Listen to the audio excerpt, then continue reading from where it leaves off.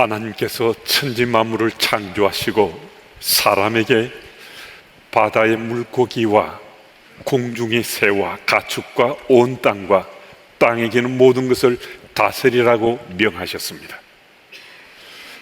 다스린다는 말은 소극적 의미로는 하나님 뜻이 아닌 것에는 굴복하지 않는다는 것이고, 적극적인 의미로는 하나님 말씀에 놓으신 그 질서에 순응한다는 뜻입니다.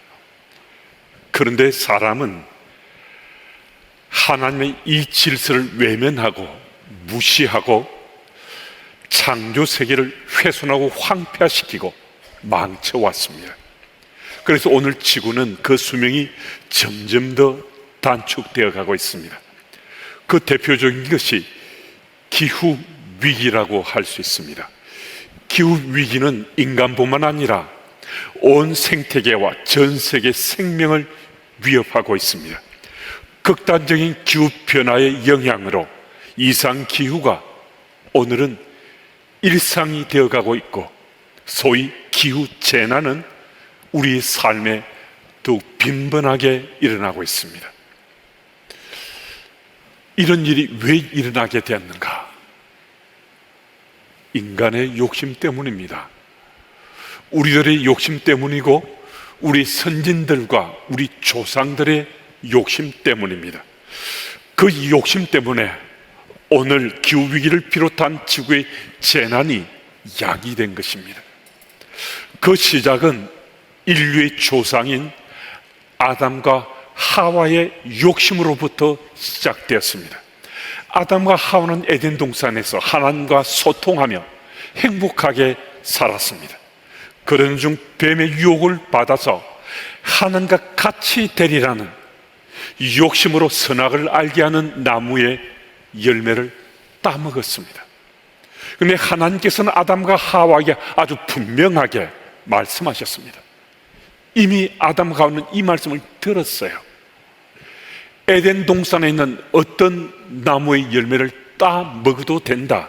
하지만 동산 중앙에 있는 선악을 알게 하는 이 나무의 열매를 따먹으면 반드시 죽게 될 것이다. 주께서 말씀하셨어요. 하나님 말씀이 너무나 선명하게 동산 중앙에 선악을 알게 한 나무만 먹지 말라 말씀하시거든요. 너무나 선명하게 기억될 그 말씀이잖아요. 그런데 이 하나님의 이 말씀을 아담과 하와가 무시했습니다. 선악을 알게 하는 나무를 따먹고 욕심에 절어서 하나님의 말씀을 어긴 것입니다. 그로 인해 아담과 하와는 에덴 동산을 떠나야만 했고, 그들은 그때 가졌던 그 욕심을 여전히 포기하지 않고 욕심에 절어 살아가면서 하나님의 창조 세계는 서서히 훼손되어 간 것입니다. 만약 그때 아담과 하와가 하나님 말씀에 좀 더 귀를 기울이고 하나님 말씀에 순종했다면 하나님이 창조하신 이 세상은 여전히 하나님 보실 때 보기에 참 좋았더라 하는 그 창조하신 그 상태로 여전히 좋게 유지되고 있었을 것입니다. 주스감 매추 헨리는 하나님 말씀하신 이 좋았더라를 인간에 대해서 세 가지로 구분합니다. 생각하는 것이 좋았더라, 말하는 것이 좋았더라, 행동하는 것이 좋았더라고 주석합니다.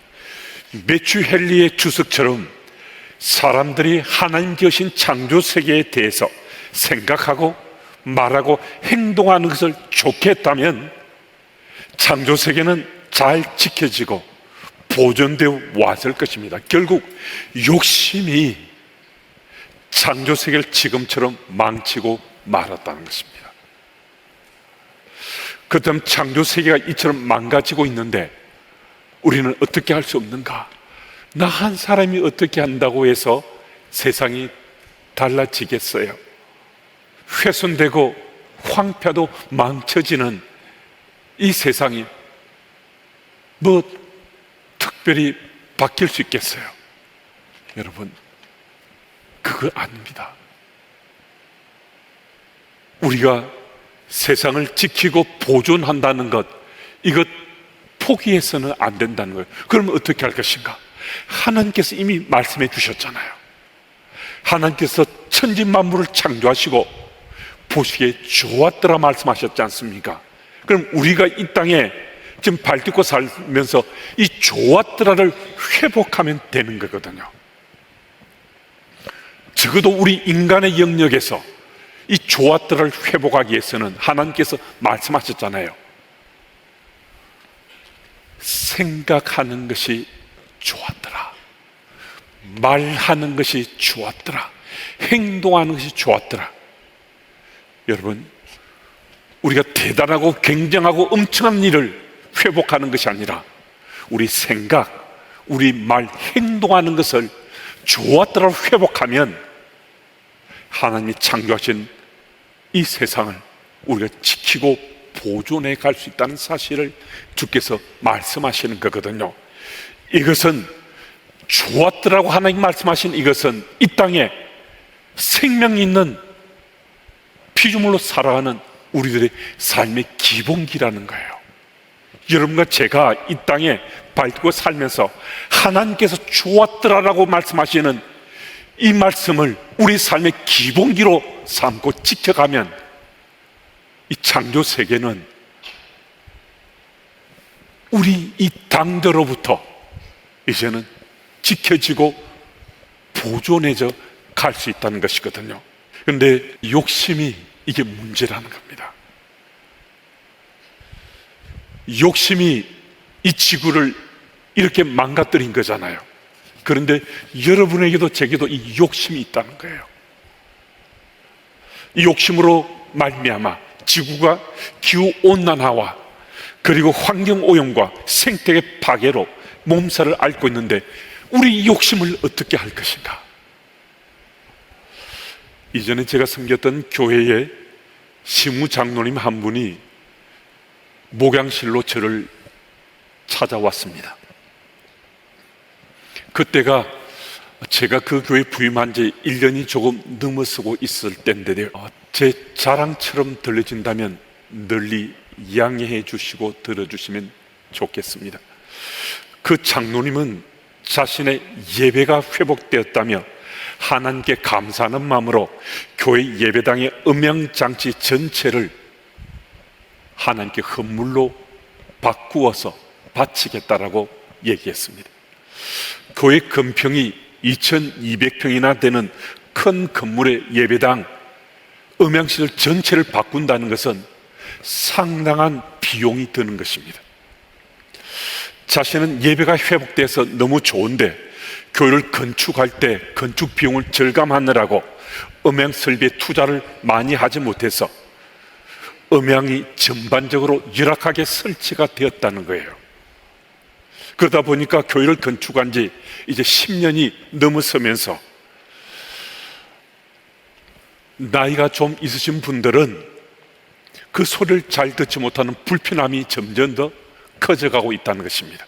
그래서 설교 말씀을 비롯해서 마이크를 통해 전달되는 소리가 잘 들리지 않는 그런 경우가 종종 있어서 불편함을 겪고 있는 나이 드신 분들이 적지 않다는 거였습니다.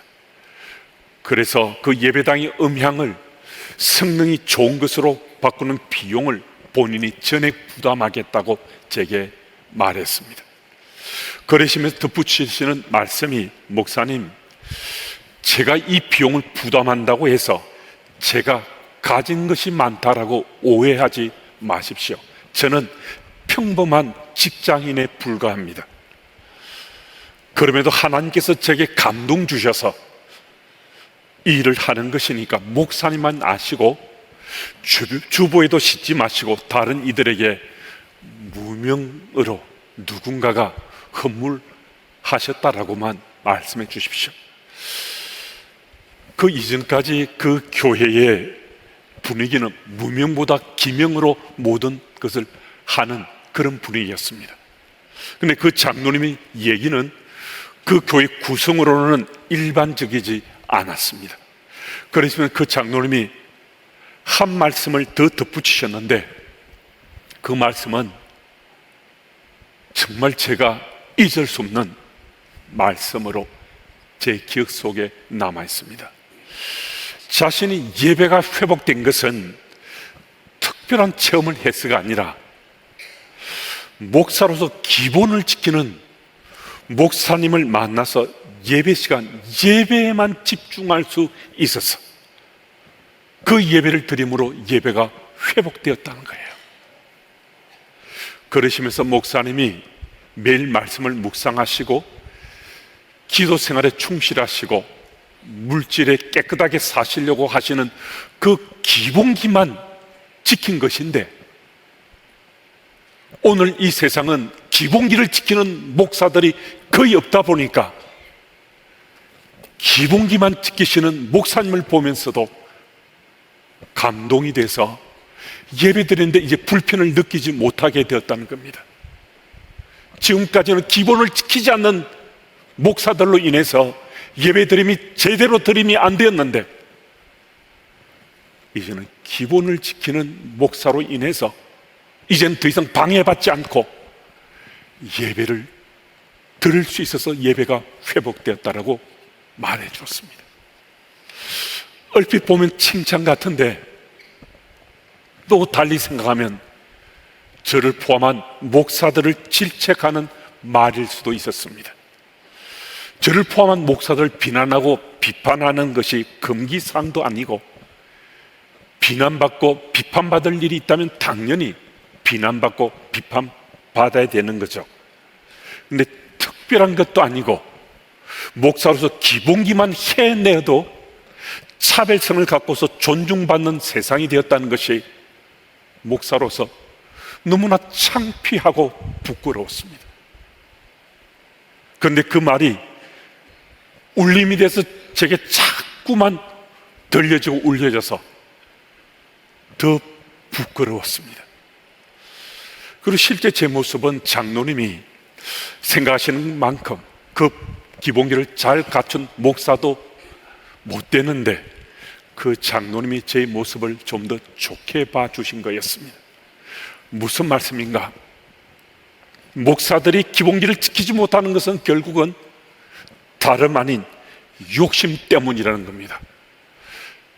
당연히 하나님이 믿으시고 맡기신 그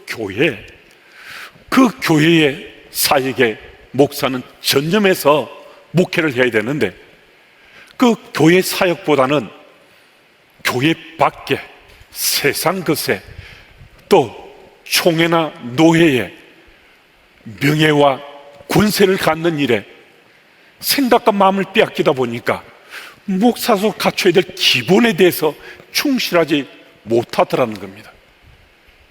결국은 교회 밖에 그때 욕심을 내다 보니까 자기 사역에 시간과 정리를 투자하지 못하고 쏟지 못하니까 목사가 기본을 지키지 못하는 것이 너무나 당연한 같은 교회의 현실이 되고 말았다는 것입니다. 여러분, 그리스도인으로 살아가는 우리 기본기는 어떠합니까? 나는 선교하는 것이 내 신앙의 삶의 기본기다 생각해서 이 일에 열심을 경주하고 있습니다. 나는 가난한 사람을 도우는 것이 그리스도인의 신앙의 삶의 기본기다 생각해서 이 일에 나는 최선을 경주합니다.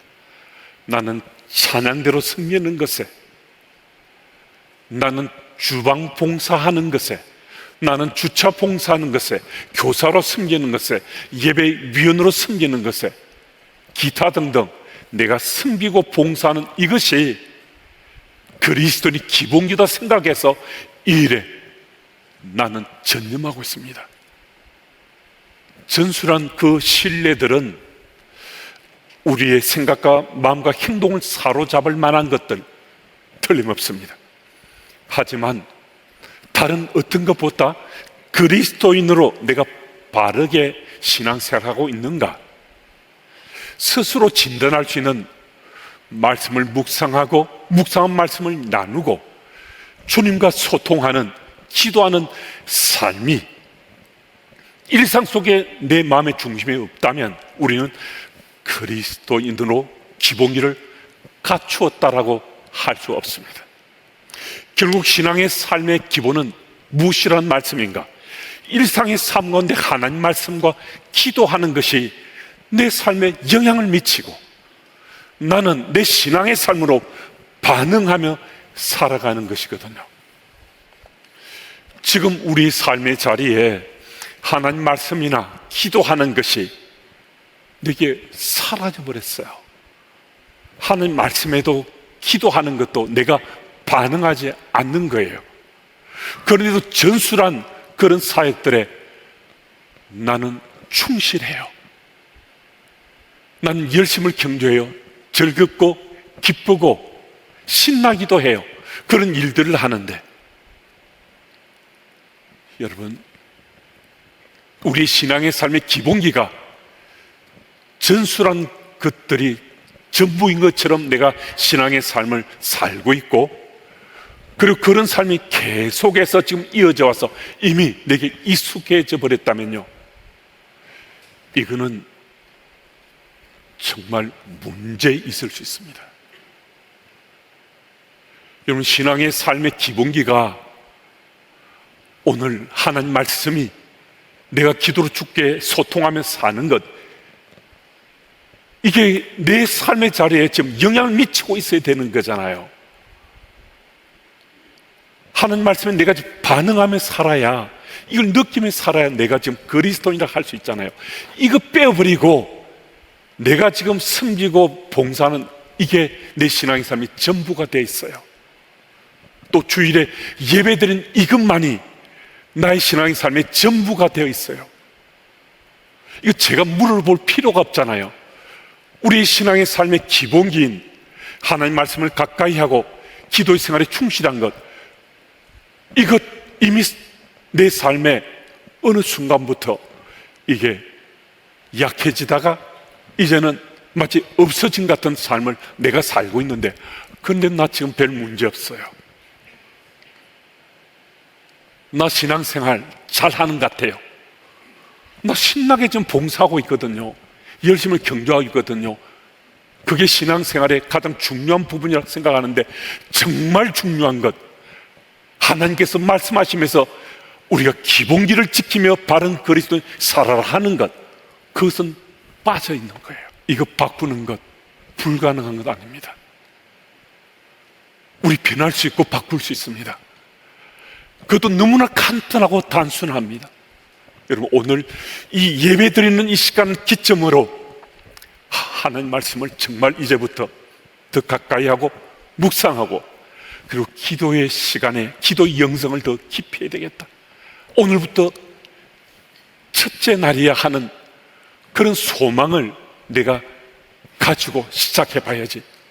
여러분, 이런 결심만 오늘 예배 시간에 하신다면요, 그리스도인으로 살아가는 우리 신앙의 기본기는 회복될 수 있고, 그 기본기가 회복되면요, 이 땅에서 우리는 좋았더라 하는 삶이 회복되는 거거든요. 하나님 보실 때 창조하신 세상이 좋았더라를 우리의 생각과 우리의 말과 우리 행동으로 회복하며 살아갈 수 있다는 거예요. 우리 창세기 1장 27절 말씀을 우리 함께 읽겠습니다. 우리 함께요. 하나님이 자기 형상, 곧 하나님 형상대로 사람을 창조하시되 남자와 여자를 창조하시고, 창세기 2장 7절도 우리 함께 읽습니다. 여호와 하나님이 땅의 흙으로 사람을 재시고 생기를 그 코에 불어넣으시니 사람이 생명이 되니라. 아멘. 여러분, 이 구절들은 하나님께서 인간을 영적인 존재로 창조하셨다는 거예요. 수많은 피조물을 주께서 창조하셨는데 인간만 영적인 존재로 만드셨다는 것인데, 이것은 인간이 특권을 누리게 된 거잖아요.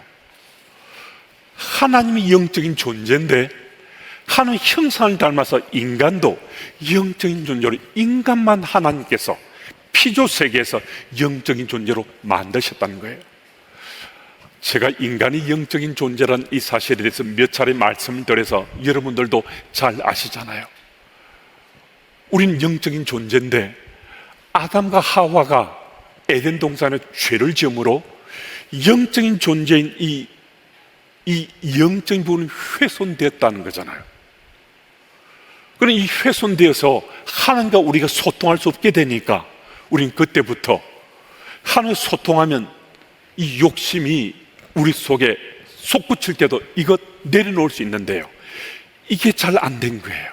근데 우리가 영적인 존재인 훼손된 이 부분, 이것을 예수께서 이 땅에 오심으로 십자가에 피 흘려 죽으심으로 이 영적인 부분이 다시 회복됐잖아요. 하나님과 우리의 관계가 아담과 하와의 죄로 말미암아 단절돼서 영적인 부분 훼손해서 소통이 안 됐는데 예수 십자가의 보혈의 피공로로 우리가 영적인 부분이 회복되니까 하나님과 우리가 1대1로 이제는 단독적으로 소통하게 되어서, 여러분과 저는 이제는 예수님을 구주로 믿게 되면, 나의 그리스도 고백하면 우리는 이미 영적인 부분이 회복된 거거든요. 이 사실은 정말 놀라운 일인데요, 욕심으로 말미암아 죄짓고 죽을 수밖에 없는 우리 인생이 욕심을 내려놓을 수 있게 되었다는 거예요. 여러분, 세상 욕심 없는 사람 어디 있느냐고 우리가 이렇게 묻는다면 욕심 없는 사람 없죠. 저도 욕심이 적지 않을 수 있는데요, 근데 이 욕심이 자기 인생을 망치고 온 세상을 망친다면 가던 길 멈춰야 되지 않겠어요? 욕심은 누구에게나 있을, 이 욕심으로 말미암아 죽을 수밖에 없는 길로 치닫고 있다면 우리는 멈춰야 되잖아요. 그 방향으로 치닫으면 죽는 거니까 방향을 틀어야 되는 거잖아요. 여러분, 하나님께서 우리 그리스도인으로 살아온 우리들이 기본기를 회복하면 우리가 욕심을 내려놓을 수 있다라고 말씀을 통해 우리에게 용기를 주시는 거거든요. 우리의 생각과 말과 행동이 달라지면 우리 욕심도 우리가 내려놓을 수 있는 거거든요.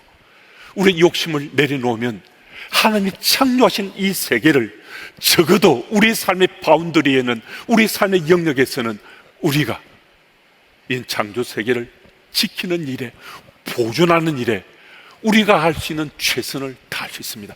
대단한 것 아니더라도요, 간단하고 사소한 것, 그것을 시작해서 우리는 이 일에 내 삶이 동참할 수 있다는 것입니다. 여러분, 그리스도인으로 살아간 우리의 기본기를 우리 회복하길 원합니다. 욕심이 문제였는데 이제는 욕심이 문제가 되지 않는 그리스도인의 신앙의 기본기를 회복하셔서 하나님 나라의 백성을 잘 살아내시는 여러분들이 다 되시길 축복합니다.